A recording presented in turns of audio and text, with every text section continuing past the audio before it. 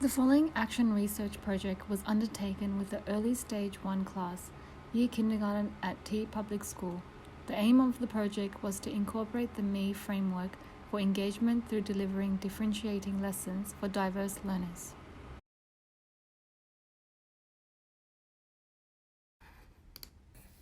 My action research plan was completed at T Public School. T Public School is a comprehensive primary school for 320 students from kindergarten to year 6. The school is located in the inner west and has a diverse and vibrant mix of students and families. Around 80% of students are from a language background other than English. During my second professional practitioner, I was placed in a kindergarten class which enrolled students with a wide range of mixed abilities. The class consisted of 23 students. 4 students were working above early stage 1 outcome. The student majority were working towards stage appropriate outcomes, and 3 students were working significantly below required early stage 1 outcomes.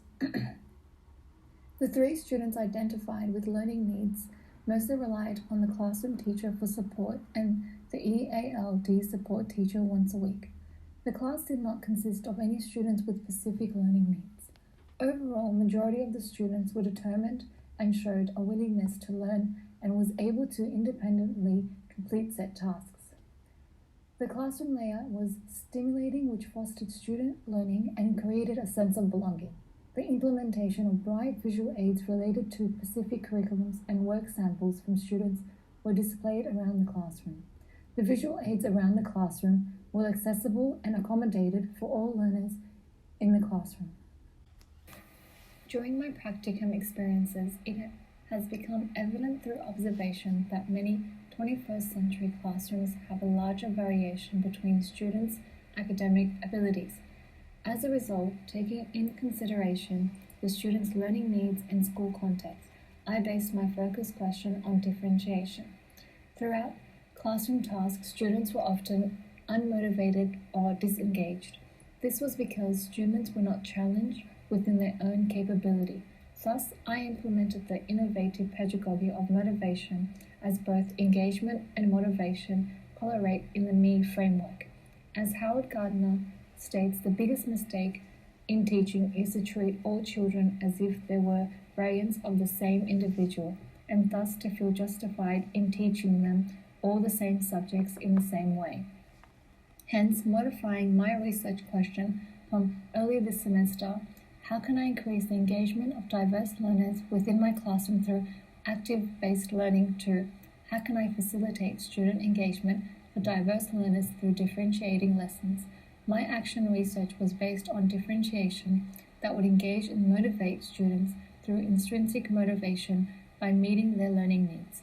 As Tomlinson states, students will engage more fully when learning and will learn more robustly when teachers proactively plan with their differences as well as their similarities.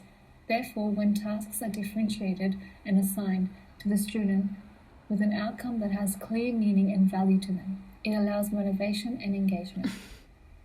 Further on to this, C. 1997 states, when goals are clear, feedback relevant, and challenges and skills are in balance, attention becomes ordered and fully invested. Differentiating tasks to meet student learning needs allow the students to value and take ownership of their own learning, which creates engagement and motivation. There were 3 diverse learners that were enrolled in my action plan. My mentor teacher and I intentionally selected 3 varied learners, hoping that this project would enhance their engagement and motivation through differentiating their learning goals to meet their needs. I was keen to see the impact and change of attitude towards tasks when introducing differentiation. I planned to engage the 3 selected students through meaningful content that would allow each student to challenge themselves and build on their own prior knowledge. Full consent was obtained from guardians of each student and my mentor teacher and principal prior to the collection of any of the following data.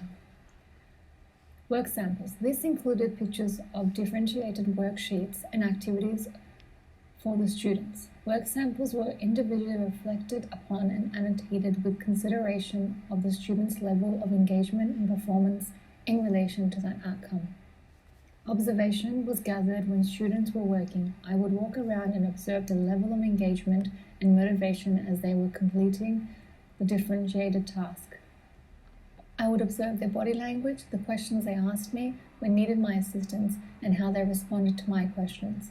All this would be noted down for me to reflect and modify whether the differentiated activity is catering for that student's learning need. This measure was part of the formative assessment. Student-teacher interactions. These formal and informal conversations were often written or recorded. Reflecting on the student conversations allowed me to explore the student's level of motivation, enthusiasm, and engagement within the lesson. Student self-assessment. I collected student self-assessment through exit slips. Students were asked questions based on the real dimensions of student self-assessment that Munns and Woodward guide encourages deeper student reflection. It addressed the students' feelings, thoughts, and actions regarding the learning process. This was an effective, informal assessment which helped me guide, inform, and improve my lesson plans. My research focused on enhancing engagement through differentiating lessons. Prior to starting my lessons, I thought about the lesson plan, what the students will learn, and how the students will learn, and how they would demonstrate their learning. The unit of work for English was writing. As such, the main focus was placed on sentence structure, adjectives, and nouns. The book, The Very Hungry Caterpillar, was read to the class. I had to deliver my lesson with a direct instructional approach. I always started my lessons initially by modeling the sentence, followed by utilized guide practice to encourage student participation, and then finally, students had the opportunity to work independently. To teach sentence structure, adjectives, and nouns, I had to differentiate my lessons to cater for all the individual needs of my students due to the variations in mixed ability. For example, students that were working above early stage 1 outcome were expected to write the sentence with nouns, adjectives starting with a capital letter being a space and full stop. Once they completed, they were expected to circle the nouns and adjectives in their sentence. Students that were working below early stage 1 outcome were expected to trace dotted lines to form their sentence. When they finished their sentence, they were required to look at the word wall and pick the next word to finish the sentence with a full stop. Differentiating activities within writing was important, as students working below early stage 1 outcome could have found the other task challenging, causing them to lose motivation and engagement, and vice versa. This is evident in Appendix 2, feedback from my mentor teacher.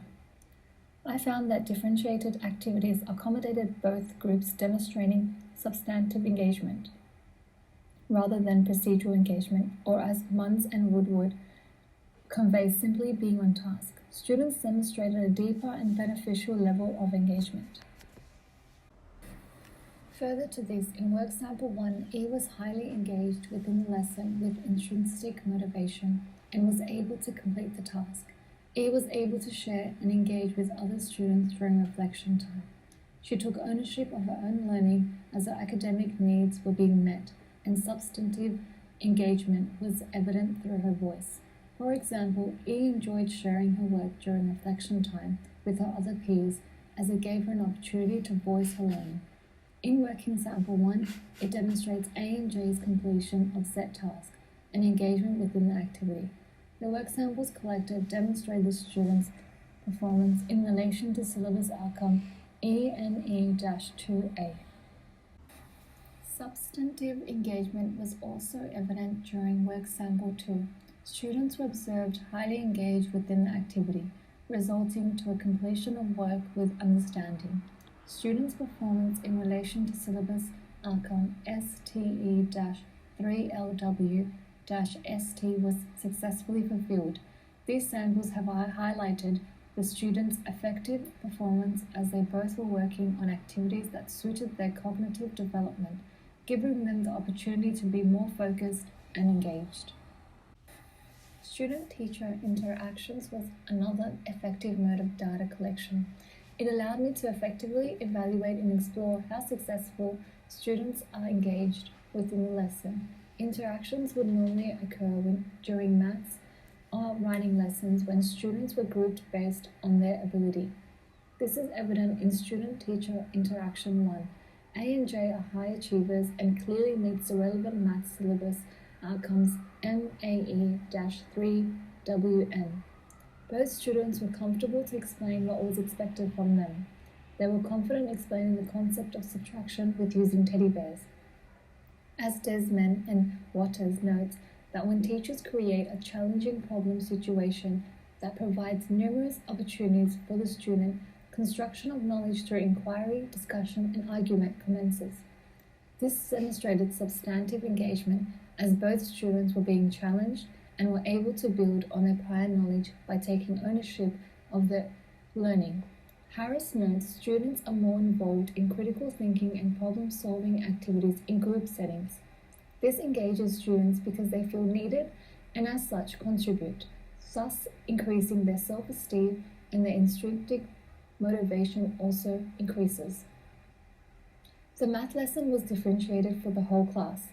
There were 3 different groups, all working at different levels and different activities.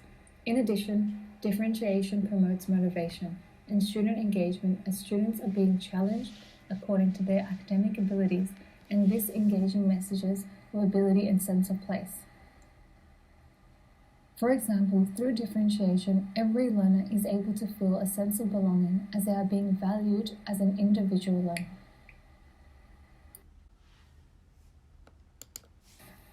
My observation notes 1 and 2 indicate the high level of engagement of E during a science and writing lesson. Throughout the science lesson, E participated enthusiastically. She was very involved and clearly meets the relevant syllabus outcome STESLW-ST. This was due to implementing the differentiated instruction. For example, the lesson was delivered by the use of visual aids, pictures, and videos. This assisted visual learners and E, who was below early learning stage 1 outcome, to experience a hands-on lesson. This supported E's autonomy and greater intrinsic motivation followed. A and J were also very involved within the lesson.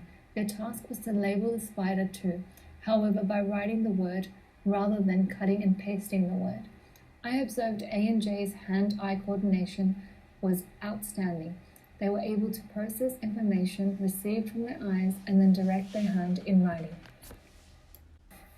Student self-assessment was another form of data I gathered from my research. This was implemented through exit slips.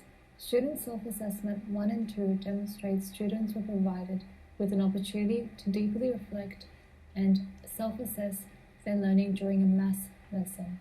A and J indicated they were not able to completely understand the concept by drawing a sad face. E indicated she did not understand at all by drawing a sad face with tears. Students were not able to meet the required syllabus outcome, which resulted in a poor lesson. We know that learning happens best when a learning experience pushes the learner for a bit beyond his or her independence level. When a student continues to work on understanding and skills already mastered, little if any new learning takes place. On the other hand, if tasks are far ahead of a student's current point of mastery, frustration results and learning does not. By Howard and Vygotsky. Therefore, I had to refine and change the way I delivered the lesson. This time, I used concrete material and modeling. I noticed students were more involved and engaged throughout the lesson. I found that using concrete material really complemented this topic and helped reinforce the concept to all learners effectively. Through this research, it is evident that the practice of differentiation supports educators in addressing and responding to the individual learning needs of the student. Differentiated learning is student-centered, as the educator learns along with the student. The content is interesting and relevant to each student. Each student's voice is encouraged. The environment of the classroom is safe and tolerant, with understanding and respect. Furthermore, students are more involved in critical thinking and problem-solving settings catered for them, which creates a sense of belonging as they are being valued as an individual learner. Hence, this increases the student's self-esteem and therefore intrinsic motivation also increases. I believe as an educator it is vital to become responsive to individual differences. Therefore, my long-term goal is to incorporate the use of differentiation across all KLAs for students. I would like to enable this pedagogy to be a daily natural occurring phenomenon in the classroom where students can initiate and take ownership of their own learning. My short-term goal is introducing differentiation to a wider range of students within the classroom. As a future educator, my involvement in this project has increased my gratitude and appreciation towards undertaking this action research. It has allowed me to guide and enhance my pedagogical strategies. As a practicing educator, I have no doubt this experience will inspire me to further utilize research-informed pedagogical practice in the future.